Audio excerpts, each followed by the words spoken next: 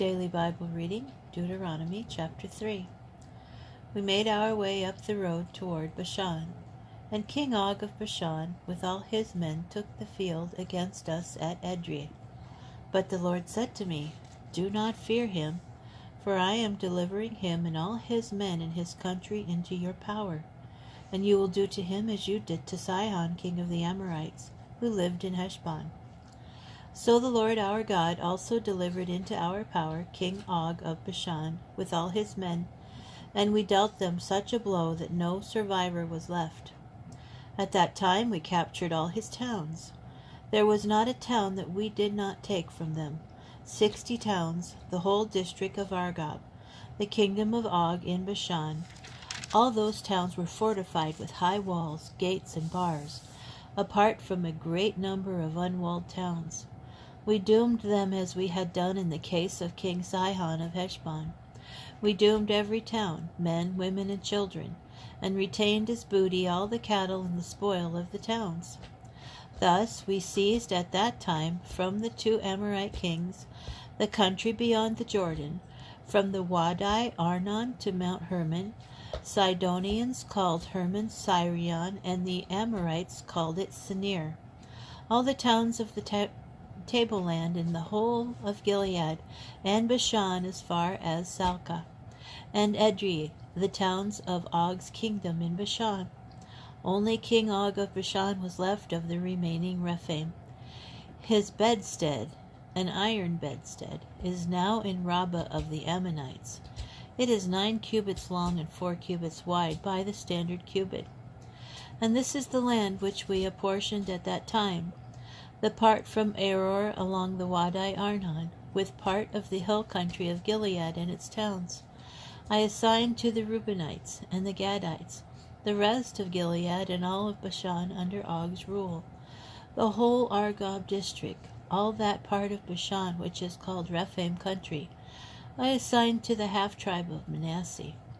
Jair, son of Manasseh, received the whole Argob district, that is Bashan, as far as the boundary of the Gershurites and the Maccathites, and named it after himself, Havav Jair, as is still the case.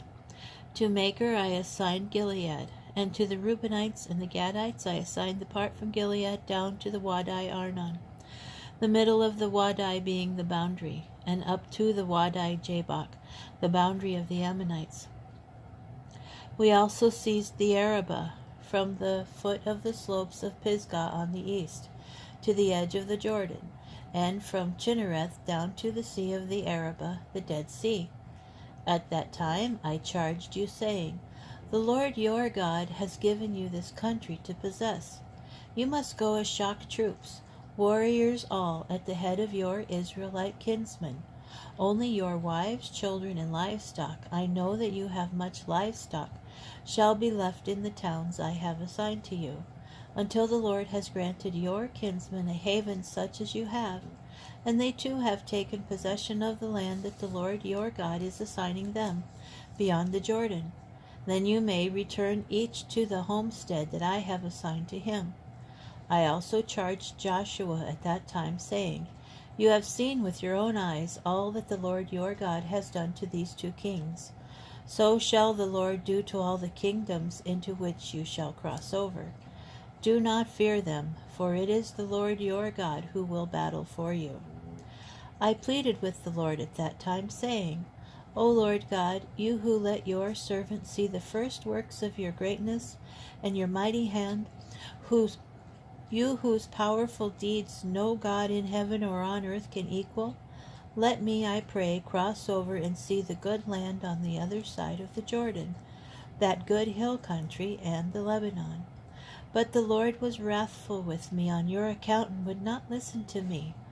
The Lord said to me, Enough, never speak to me of this matter again.